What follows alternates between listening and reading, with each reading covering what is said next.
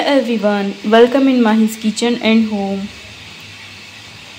मी आवळ्याचा मुरंबा केलेला आहे। आता तुम्ही मला खूप टॉर्चर करायचा पण प्रयत्न करताल की मी असं का बनवलं तसं का बनवलं।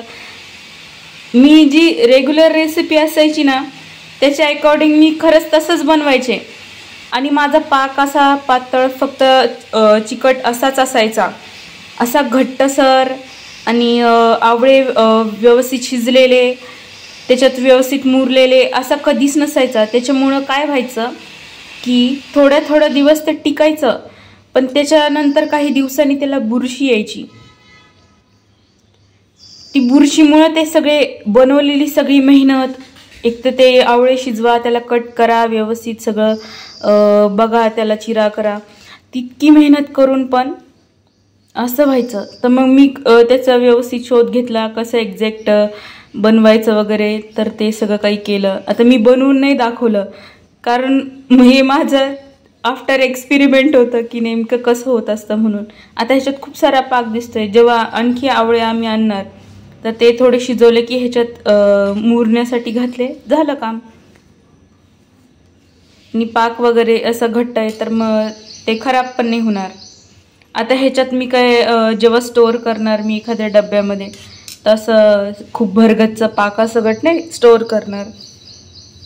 थोडासा जेवढा लागेल तेवढाच पाक ह्याच्यामध्ये टाकायचा आणि स्टोअर करायचं।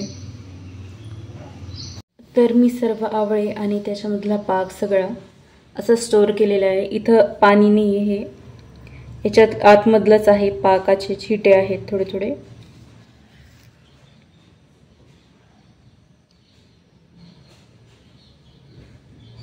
नॉर्मली जेव्हा आपण रेग्युलर जसं शिजवतो उकडवतो आवळ्यांना, त्याच्यानंतर त्याचं इतका असा शिजलेला असं ते दिसतच नाही, एकदम ट्रान्सपरंट असं तर दिसतच नाही आणि पाक पण एकदम पातळ असतो, मग त्याला थोड्याच दिवसात बुरशी येते।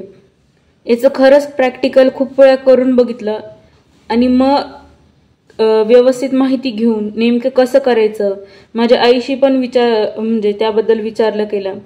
त्याच्यानंतर अशा पद्धतीने मी आता तयार केलेलं आहे।